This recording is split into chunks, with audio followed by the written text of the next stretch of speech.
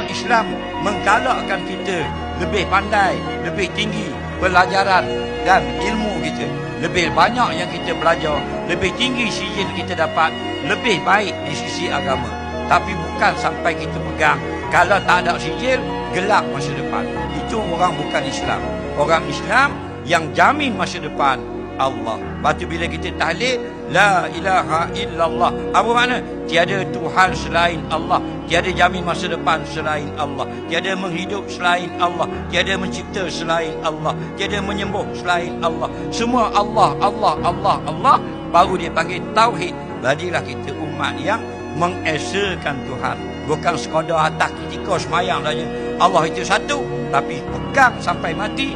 Allah menjamin hidup aku, sama ada aku cemerlang dalam SPN atau gagal, yang menjamin hidup aku hanyalah Allah. Baru betul akidah itu. Wallahu a'lam.